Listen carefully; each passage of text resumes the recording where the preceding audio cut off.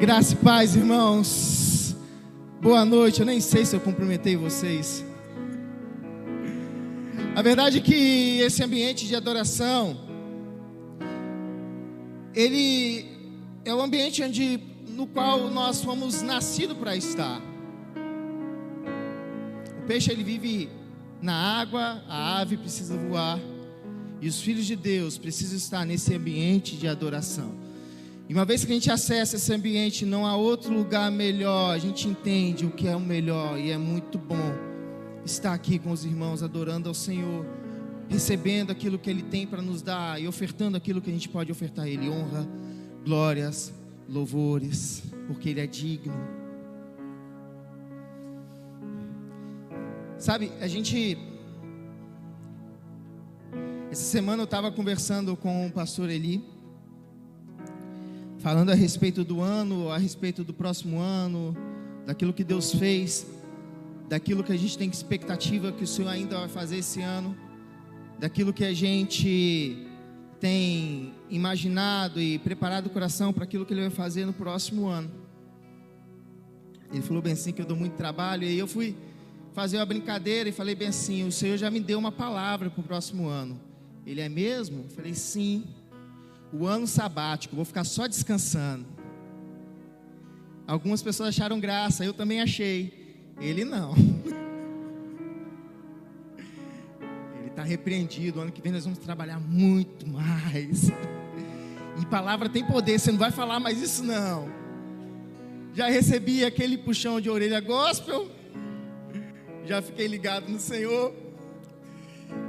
E durante a semana eu estava pensando sobre isso, realmente, porque quando a gente se converte, no nosso início da caminhada, a gente sempre ouvia isso: a palavra tem poder, cuidado com o que você fala. E parece que à medida que a gente vai caminhando e as coisas vão se modernizando, verdades que são bíblicas e espirituais a gente acaba esquecendo.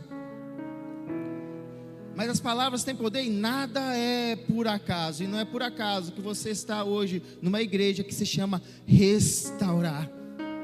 É interessante que, para quem é de casa e conhece as histórias, de fato, aqui é um lugar onde o Senhor tem restaurado muitas vidas. Restaurado relacionamentos, restaurado os ministérios, restaurado saúde. É um lugar de fato de restauração. Vocês ouviram o Nil ministrando aqui, o nosso líder de louvor, e ele sempre conta o testemunho de quando ele entrou nessa igreja. Na verdade não era esse templo, mas nós como igreja. E ele diz que ele recebe um abraço, e aquele abraço muda a vida dele, e a partir dali o Senhor vai restaurando a vida dele. É interessante que a psicologia vai dizer que o amor, ele tem 5 linguagens. Ele tem palavras de afirmação, presente, tempo de qualidade, me lembrei mais o que tem: toque físico e atos de serviço. E eu acho que a linguagem do amor do Nil é toque físico, porque toda vez que ele fala disso, ele fala do abraço que ele recebeu. E deve ser, porque não sei se você já recebeu o abraço desse homem. É um abraço fraternal, aquele abraço que você gosta de estar assim.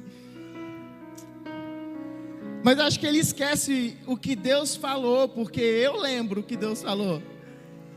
E uma das coisas que Deus falou com ele naquele dia foi que o Senhor iria restaurar coisas que estavam para ser restauradas na vida dele.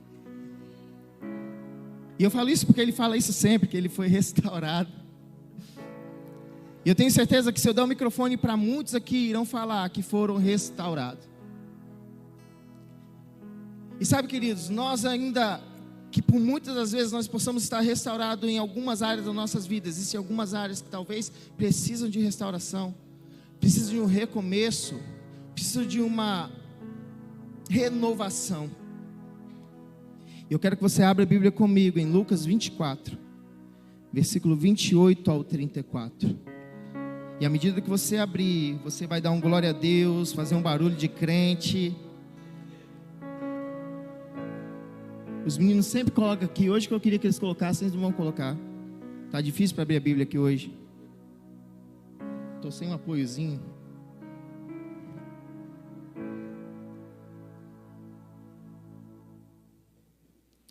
Amém.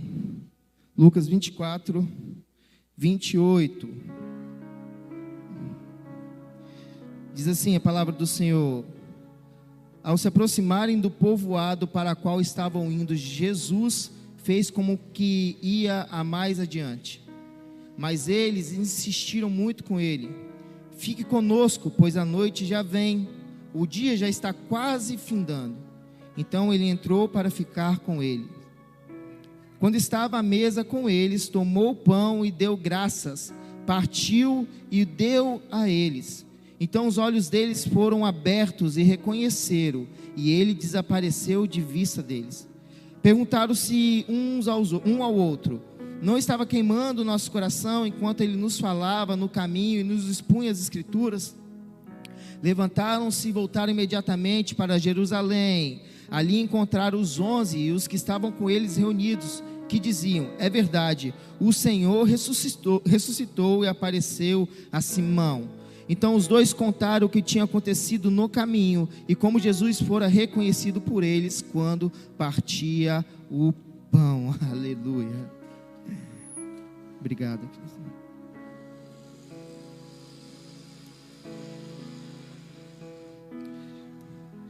Glória a Deus. Eu não sei se você tem familiaridade com esse texto, provavelmente sim, mas eu quero elucidar para você, para a gente poder caminhar naquilo que o Senhor tem para falar conosco nessa noite. O texto que nós lemos aqui, muito conhecido, a passagem fala dos discípulos que estão de volta para o caminho de Emaús. Jesus havia sido crucificado e morto, e no domingo ele havia ressuscitado.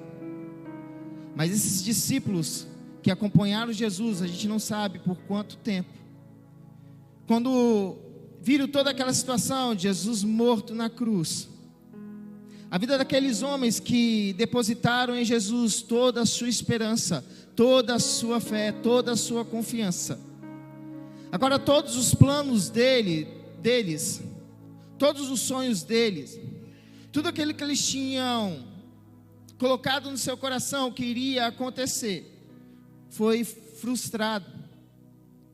Eles agora tinham perdido o seu mestre. Eles agora estavam com medo, porque o que poderia acontecer com eles, já que o mestre morreu de uma forma tão violenta? Eles não tinham uma palavra de esperança, eles não sabiam o que fazer. A palavra diz que eles estavam indo no caminho de Emaús, voltando para sua casa. Saíram de Jerusalém e estavam no caminho de Emaús. E nesse caminho ali, tristes os dois, conversando sobre o que tinha acontecido, provavelmente reclamando, ou não entendendo, indagando um ao outro, o porquê que o nosso mestre morreu de tal forma. Ele é o Messias, ele que veio para nos tirar de ser subjugado por Roma, ele que veio trazer o reino para Israel. Por que agora ele morreu e como nós vamos ficar? Essa era a conversa dos dois. E de repente um homem começa a caminhar com eles, e esse homem era Jesus Cristo ressurreto. Mas a palavra vai dizer que eles não conseguiam enxergar, identificar, reconhecer que era Jesus. Jesus começa então a caminhar com eles e conversar com eles. O que vocês estão falando? O que vocês estão conversando? E eles começam a explicar: ora, você não está, foram até ríspido com Jesus. Será que você não está sabendo de tudo que está acontecendo em Jerusalém, aos arredores? Jesus, um profeta poderoso, foi morto na cruz, e nós estávamos esperando que ele fosse o Messias. Então Jesus começa a explicar para eles que aquilo precisava acontecer. E através da palavra foram conversando e caminhando. E à medida que Jesus falava com eles, o coração deles ardia. A ponto de quando chegou o entardecer para a noitezinha, Jesus fez como que ia mais adiante e não ia parar onde eles pararam. E eles: não, para aqui porque é perigoso caminhar à noite, fique com a gente. Então Jesus entra com eles na casa, e no momento de ceiar, no momento de se alimentar, Jesus parte o pão. Cara, e quando Jesus parte o pão, quem já viu Jesus repartir o pão, é impossível não reconhecer quem já sentou na mesa com Jesus, querido. E quando parte o pão, aqueles homens então identificaram que era Jesus, porque só ele tinha aquele jeito de partir o pão com tanta graça. Era Jesus. E agora imediatamente, estava de noite, já estava escurecendo, era perigoso, mas eles voltam para Jerusalém e contam para aqueles outros 11 que estavam lá celebrando a vida de Jesus, porque já sabiam que Jesus havia ressuscitado. Você continua lendo, você vai ver que Jesus ele aparece na casa mais uma vez com eles lá. Essa é a história, esse é o contexto que nós vamos caminhar nessa noite.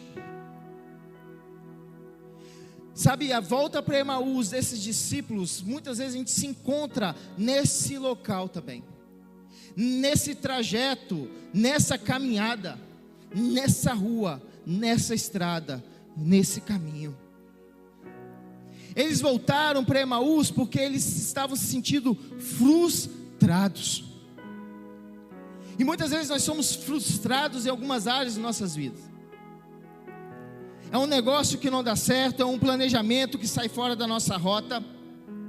É algo que a gente planeja tão bem planejado e não acontece de acordo com aquilo que nós criamos a expectativa. Porque a expectativa daqueles homens era: esse cara vai vir e ele vai nos libertar de Roma, e agora nós seremos um reino, uma nação poderosa. Mas Jesus ele não veio para isso. Ele veio para trazer um reino invisível, mas poderoso. Um reino que não tem sede aqui na terra, mas tem sede lá no céu. Um reino onde cada um de nós é embaixador desse reino. Era para isso que Jesus veio. E a gente faz planos e acha que o Senhor tem que fazer de acordo com os nossos planos, de acordo com as nossas organizações. Mas o Senhor tem outros planos e a gente se frustra. Os planos que não têm resultado esperado podem nos causar frustração. Além de frustração, esses discípulos se encontram sem fé e sem esperança. Porque é nítido que quando eles falam a respeito de Jesus, eles não falam que Jesus era o Cristo esperado, nem o Messias esperado.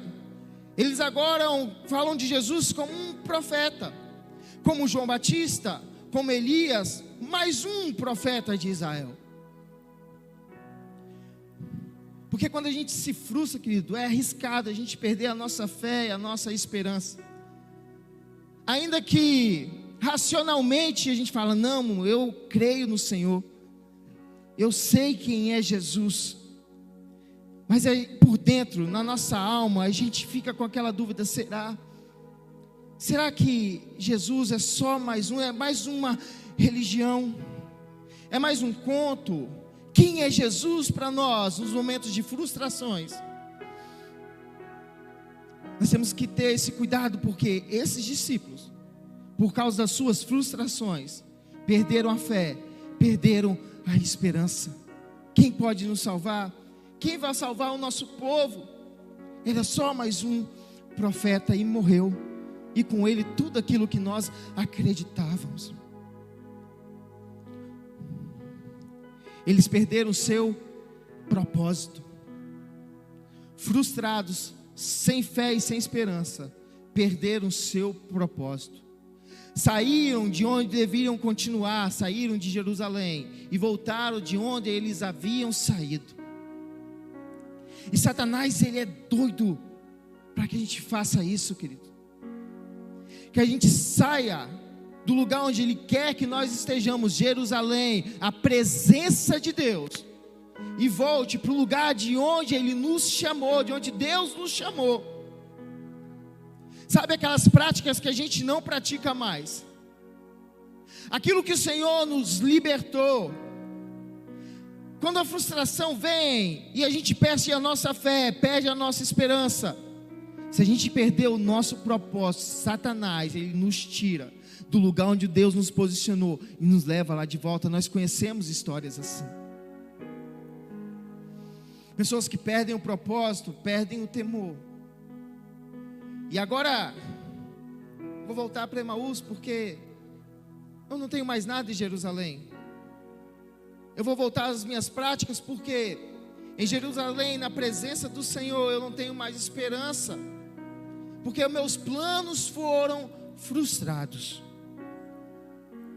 Mas eu tenho uma boa notícia para você nessa noite, porque o que rivaliza com a frustração é uma boa notícia do Evangelho, porque se a frustração tenta destruir, o Evangelho é recomeço, querido. O Evangelho é recomeço, é começar de novo. Jesus poderia simplesmente não aparecer para aqueles homens. Jesus poderia mandar um anjo, poderia mandar um outro discípulo, mas ele fez questão de andar com eles naquele caminho. Ele fez questão de aparecer com aqueles dois naquele caminho. Porque quando nós nos sentimos frustrados, nós nos sentimos abandonados muitas das vezes. Mas o Senhor, Ele nunca abandona os seus. Ainda que o caminho seja difícil, Ele caminha conosco. O problema é que a gente não reconhece quando Ele está conosco. Nossos olhos ficam tampados, nós ficamos cegos espiritualmente. É o irmão que te liga perguntando como você está. É o irmão que está do seu lado e fala: eu estou orando por você. E você fala: Jesus me abandonou. É um louvor que toca no seu coração quando é entoado e você fala: Jesus não está comigo. É uma palavra liberada que te confronta ou te consola. E às vezes você fala: eu não estou vendo Jesus comigo. E Ele está lá do seu lado o tempo todo, caminhando e falando as verdades dEle. E você tem que sentir o seu coração queimar. Eu não sei se seu coração ainda queima quando você ouve a voz de Jesus. Mas se seu coração ainda queima quando você ouve a voz de Jesus, é porque tem coisas que Ele quer recomeçar na sua vida. O que fazer quando somos frustrados, nossos sonhos, nossos planos, nossos projetos? A gente precisa recomeçar, mas recomeçar é muito mais difícil do que começar. É muito mais difícil recomeçar um relacionamento que foi quebrado. É muito mais difícil recomeçar uma faculdade que você trancou. É muito mais difícil recomeçar um projeto que você engavetou. Porque quando a gente começa, a gente não sabe exatamente o que pode acontecer. Mas quando a gente recomeça, a gente traz a bagagem, a memória, tudo aquilo de ruim que aconteceu. E é muito difícil começar de novo por isso. Porque a gente sabe que dá errado e a gente não quer sofrer de novo. A gente não quer passar por aquilo de novo. Meu filho hoje ele tem 19 anos. Quando ele tinha 4 anos, nós saímos para uma festinha e tinha uma piscina. E aí eu fui colocar meu filho na piscina. Enchi a boinha de braço uma, enchi a boinha de braço outra e joguei o menino lá dentro. E eu estava olhando e não estava entendendo nada, que ele estava com boia e caía. E Regiane, Hugo, eu acho que ele está se afogando. Eu falei: não está, ele está com boia. Aí e voltava de novo. Na quinta vez que ele caiu e não levantou, eu falei: tem uma coisa errada mesmo. Peguei ele e levantei ele. Aí quando eu olhei a boia, eu só tinha enchido um lado, tinha os dois lados para encher, esqueci de encher os lados. Quase que eu mato meu filho afogado, menino. 4 anos. Enchi a boia de novo. Quem disse que esse menino queria entrar na piscina? Tomou trauma. Tive que entrar na piscina, colocar ele junto comigo, até ele se sentir seguro e soltar ele de novo. E o recomeço é assim, queridos. A gente traz traumas, aquilo que pode dar errado, mas deixa eu falar com você: o seu pai não sou eu, o seu pai é Deus. Ele sempre vai encher a boinha certinho para você não morrer afogado. Aleluia. Sempre vai encher, sempre vai estar com você, Ele sempre vai caminhar com você. Ainda que nós estivermos frustrados, ainda que nós perdemos nossa esperança, a gente só recomeça aquilo que deu errado em algum momento. A gente nunca vai recomeçar algo que já está dando certo. Se está dando certo, a gente continua. Mas quando dá errado e ter que recomeçar, realmente é difícil. E o que precisa recomeçar na sua vida? É um relacionamento, é um projeto, é um negócio, é um sonho. Jesus, ele começa a trazer o recomeço para aqueles homens, através da sua conversa, e a conversa era perguntar: o que foi que aconteceu? O que vocês estão falando aí? A intenção de Jesus era que aqueles homens botassem para fora tudo aquilo que estava no coração deles. A gente está frustrado aqui porque a gente depositou nossa fé no Messias, no homem que era um profeta poderoso, e agora ele morreu e a gente não sabe o que vai ser da nossa vida. Sabe, para recomeçar, você precisa falar para o Senhor aquilo que deu errado. Nós temos um Pai que quer ouvir de você, quer ouvir o seu coração, querido. Ele não se importa de sentar do seu lado da cama e ouvir de você aquilo que está no seu coração. O problema, principalmente para nós homens, é que a gente quer ser forte e resolver tudo com a força dos nossos braços. Está doendo, está difícil, mas eu não conto para ninguém, às vezes nem conto para Jesus. Mas para recomeçar, a gente precisa falar para Ele o que está acontecendo. Ele quer te ouvir, querido. Falar cura, falar elucida para a nossa mente aquilo que precisa ser feito. Muitas vezes o Senhor nem responde. Só da gente orar e falar, nós mesmos já temos a resposta. É assim quando a gente senta com um psicólogo. Você começa a falar os seus problemas e você já tem a resposta, porque você não verbalizou aquilo ainda. Jesus começa a caminhar e pergunta: o que está acontecendo? Por que vocês estão tristes? Vem falar comigo aqui. Primeiro passo para recomeçar é falar para Jesus aquilo que deu errado. Deu errado por causa disso, disso e disso. Meu relacionamento deu errado porque eu falhei nisso, nisso e nisso. Meus negócios deu errado porque eu errei nisso, nisso e nisso. Eu botei uma expectativa aqui, mas não aconteceu. E o segundo passo, depois de falar, é ouvir. Porque Jesus, Ele vai explicando para eles que aquilo precisava acontecer. Pastor Eli ministrou aqui alguns domingos atrás: todas as coisas cooperam para o bem daqueles que amam ao Senhor. Não são muitas coisas, nem são algumas coisas, mas são todas as coisas. Se são todas as coisas, são todas as coisas. Eles não entendiam que Jesus precisava passar por aquilo. Às vezes eu e você não entendemos porque sonhos nossos são frustrados. Mas todas as coisas cooperam para o bem daqueles que amam ao Senhor. Eu ainda não sei como é o fim, mas eu sei que todas as coisas cooperam para o bem daqueles que amam ao Senhor. Eu posso estar frustrado agora, mas eu sei que todas as coisas cooperam para o bem daqueles que amam ao Senhor.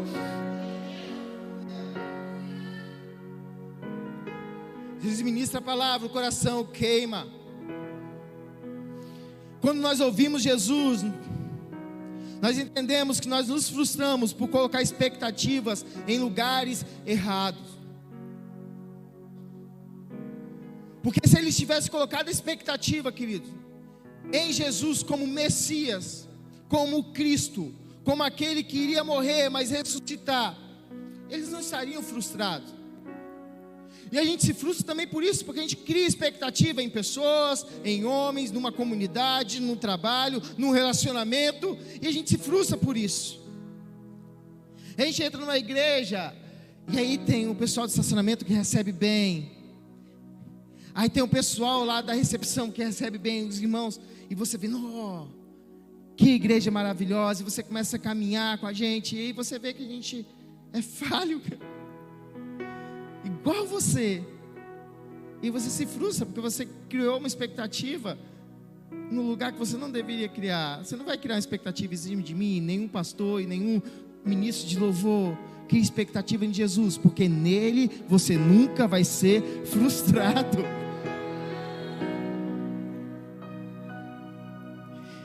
Eles foram frustrados, perderam a fé e perderam a esperança. Mas contra a fé e a esperança, o Evangelho tem uma outra boa notícia: o Senhor lhe traz renovo. O segredo é confiar no Senhor, ainda que você ache que sua fé seja pequena. Eu não acredito mais, eu não consigo crer mais que o Senhor pode fazer.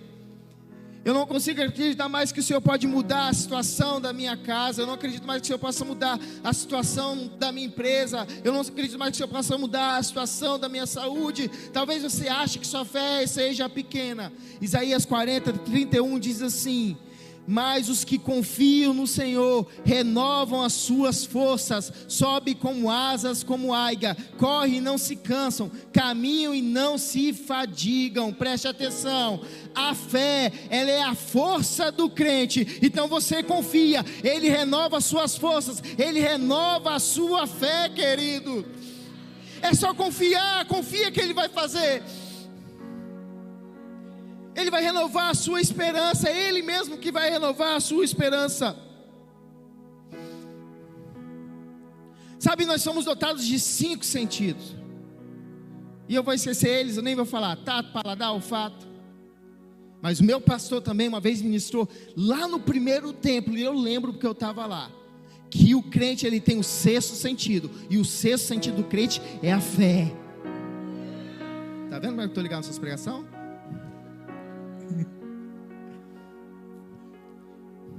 É a fé, cara. Quem perde a fé, perde tudo. Mas quem tem a fé, tem tudo, queridos. Você pode não ter nada à sua vista, porque nós não caminhamos por vista, nós caminhamos por fé. A gente pode não enxergar, a gente pode ver tudo destruído, tudo acabado, mas nós temos fé que o Senhor, Ele pode renovar a nossa vida. Renovar é fazer de novo. Um Deus que fez tudo, Ele tem poder para fazer tudo novo, querido. Uma nova história, uma nova vida, um novo homem, uma nova mulher, um novo marido, uma nova esposa, um novo empreendedor. O Senhor, Ele pode fazer de novo. Ele pode renovar a sua vida, Ele pode renovar a minha vida, Ele quer renovar as nossas vidas. É interesse do Senhor nos fazer de novo. Se tem algo que Deus, Ele não se cansa, é de começar novamente, querido. Então às vezes você entrou aqui nessa noite falando: eu não mereço, eu não posso, comigo não tem jeito, como muitas vezes eu já fiz. Eu comecei a frequentar uma igreja, mas primeira vez que eu fui numa igreja, eu não sabia como é que era, eu só conhecia a igreja católica, eu não sabia como é que funcionava uma igreja evangélica, eu não sabia. E eu fui numa igreja extremamente tradicional, eu sentei e já mandaram eu sair de onde eu estava sentado, porque tinha que sentar homem de um lado e mulher do outro, eu não sabia daquilo. E eu sentei lá, e o pastor ministrou uma palavra, e eu confesso que eu não me recordo. E de repente ele fez um apelo, e o irmão foi lá do meu lado, cheio de Deus, colocou a mão no meu ombro e falou bem assim: você quer aceitar Jesus? E eu não sabia o que era isso, aceitar Jesus. Eu estava lá, não sei por que eu estava lá, o Espírito Santo me levou. E eu fiquei sem responder, porque eu não sabia o que era isso, aceitar Jesus. Meu telefone nem estava tocando, como é que eu vou aceitar Jesus? E ele falou bem assim: você vai rejeitar Jesus? Eu falei: é ruim? Isso aí eu não vou não. Então você vai aceitar Jesus. E o cara me levou lá na frente, e oraram por mim, e jogaram óleo na minha cabeça, aquele negócio tudo. E eu nunca mais voltei naquela igreja. Mas uma semente foi plantada. Eu não entendi o que estava acontecendo. Depois eu comecei a caminhar numa igreja, me batizei, mas eu só fui me converter de fato quando eu noivei com minha esposa, que ela falou: ou você vira crente ou eu te largo. Eu falei: não vou perder essa mulher jamais. Então eu caminhei muito tempo sendo amigo da igreja, amigo do evangelho, mas conversão de fato demorou para eu me converter. Sabe por que eu estou falando isso? Porque às vezes nós estamos nesse lugar também. E eu entrava na igreja e cara, quando tinha jogo do Palmeiras, é ruim de alguém me ver no culto. Eu brigava no campo jogando bola, depois tinha que ir para a igreja. Lembra disso? Tinha que ir para a igreja, com a vergonha de Jesus, porque eu não era digno de receber aquele amor. Quem era eu para receber aquele amor? Mas o Senhor, Ele foi me renovando, e Ele me fez um homem novo, querido. E talvez você entrou aqui nessa noite também, se você se coloca assim, tão falho, tão errado. Mas quando o Senhor, Ele nos alcança de verdade, cara, Ele nos faz de novo. Ele faz uma nova pessoa. A nossa cosmovisão, a metanoia acontece. A gente muda a forma de pensar. E a partir do momento que eu mudo a forma de pensar, eu mudo a minha forma de agir. E agora eu me converto de verdade. E o Senhor, Ele tem prazer em renovar, em fazer de novo. Aqueles discípulos, eles estavam sem misericórdia. Aqueles discípulos tinham perdido o seu propósito. O propósito era manifestar o reino de Deus agora eles seriam igreja, eles estariam em Jerusalém, e receberiam do alto poder no Pentecoste, e agora eles iriam levar o evangelho, era esse o propósito.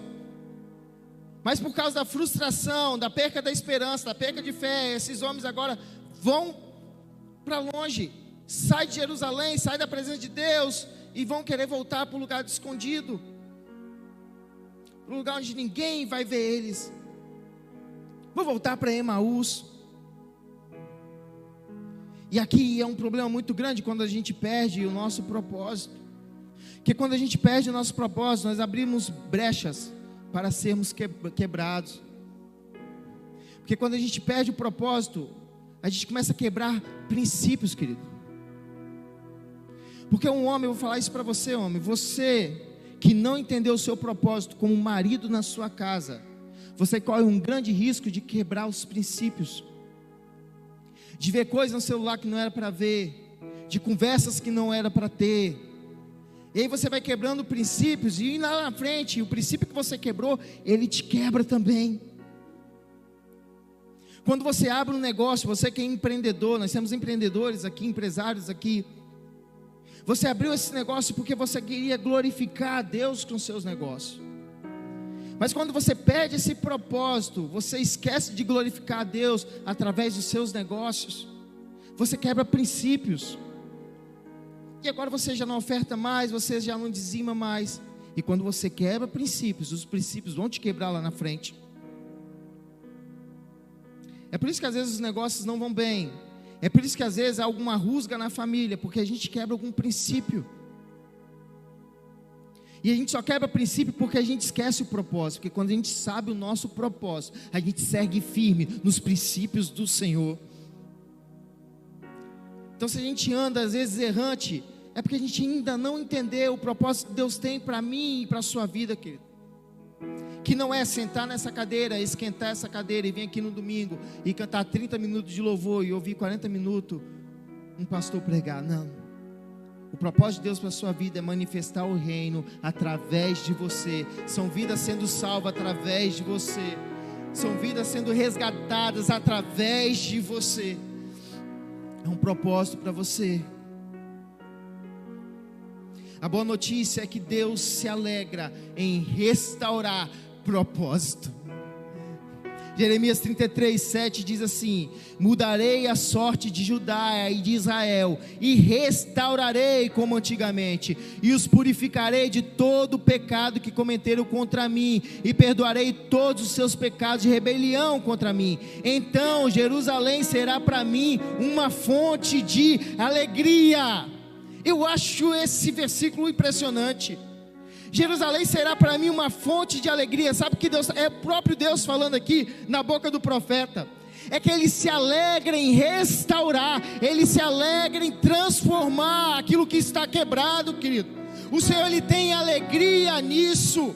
Não é problema para o Senhor pegar o que foi quebrado e restaurar e trazer de novo. Não, Ele tem prazer nisso. A restauração começa na comunhão com o Senhor. Os discípulos reconheceram quem é Jesus no partir do pão. Sabe, a restauração que você precisa, para aquilo que você precisa, ela vai começar a partir do momento que você estiver com comunhão com o Senhor, sentando à mesa com o Senhor, comendo o pão com o Senhor. Sabe, é diariamente orando, é diariamente buscando, é no seu devocional, é estando nos cultos, é sentando à mesa. Sabe o que eu estava lendo, eu estava pensando quando eu estava preparando essa palavra? É que eu nunca vi, talvez vocês já viram, mas eu nunca vi Jesus sentar na mesa com apenas uma pessoa. Ele fala com Nicodemos, mas ele não está à mesa para cear. Todas as vezes que a gente vê Jesus ceando, ele tem mais de uma pessoa na mesa. Repararam isso? Talvez eu estou errado, mas talvez não. Sabe o que Jesus está falando para a gente? É que essa comunhão, essa restauração, ela acontece quando a gente está num lugar de comunhão, Senhor, numa comunidade de fé. É importante a gente estar numa igreja, irmãos. É importante a gente estar junto com os irmãos. É importante fazer parte de um GC. É importante sentar à mesa com os irmãos e com Jesus ali, e abrir o nosso coração, e cear, e falar, e receber. Você não precisa caminhar sozinho, querido. Você não precisa levar suas frustrações sozinho. Existem irmãos aí que já passaram pelo que você passou, e pode te auxiliar a vencer aquilo que você precisa vencer. Existem irmãos com áreas da vida que já foram restauradas, e você precisa de restauração, e Ele pode te auxiliar nisso. Eu acho lindo. Eu fico vendo algumas coisas no YouTube assim, quando eu estou querendo dormir. Eu estava vendo sobre restauração de porcelana no Japão. E sabe, a porcelana, ela é mais cara do que o vidro, porém ela é mais frágil do que o vidro. Ela quebra mais fácil do que a porcelana quebra mais fácil. E as porcelanas lá no Japão são todas com os desenhos assim, muito bonitos, e aquilo é muito caro. Mas quando quebra, precisa colar de novo, porque é muito caro para comprar outra. Então você pode comprar uma porcelana nova por um valor, ou uma porcelana que foi quebrada e restaurada por um valor menor. Contudo, os japoneses muito inteligentes, eles conseguiram uma técnica agora, que eles colam essa porcelana com um fio de ouro. E agora aquela porcelana que é quebrada e ela é restaurada com aquele fio de ouro, ela vale muito mais do que a porcelana que foi quebrada e restaurada, do que a porcelana original. Vocês entenderam já, né? Vale muito mais, é muito mais valioso. Sabe por quê? Porque tem um fio de ouro passando ali, e porque nenhuma outra porcelana naquele mundo vai ser igual àquela. Quando Deus restaura a sua vida, nada é igual àquilo que Deus restaurou.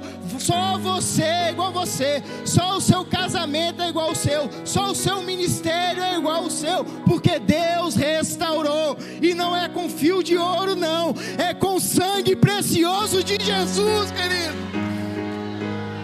É com o sangue dele.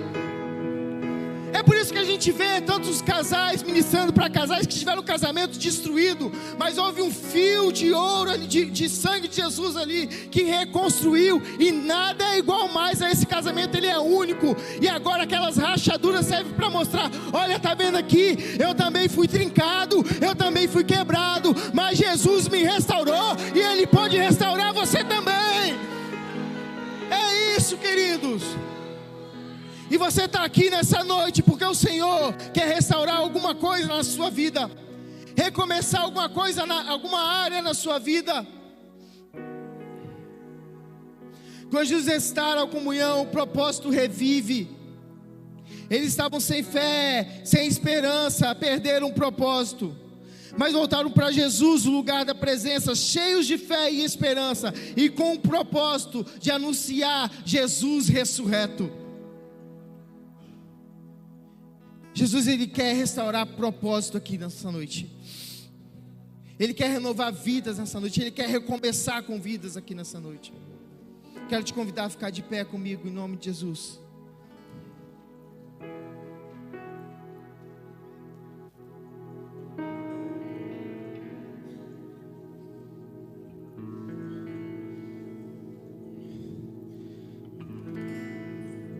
Eu quero te convidar a fechar seus olhos agora. Esqueça o irmão que está do seu lado.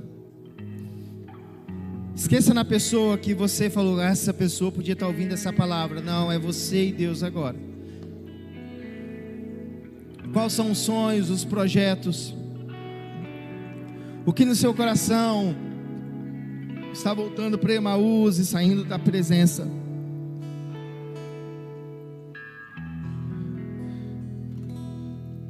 que foi frustrado talvez em algum momento na sua vida,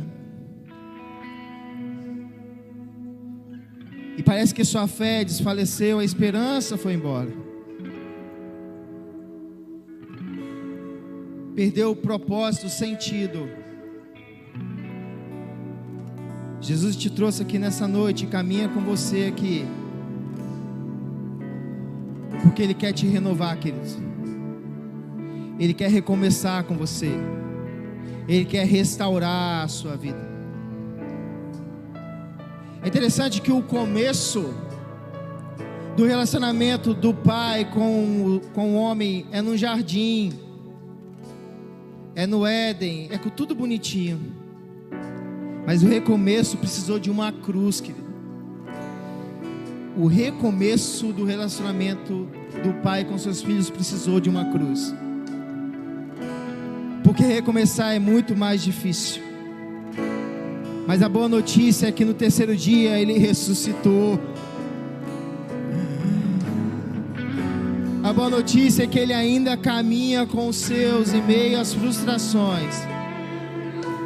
A boa notícia é que Ele ainda fala e aquece nossos corações. E a boa notícia é que Ele está aqui nessa noite restaurando a sua vida.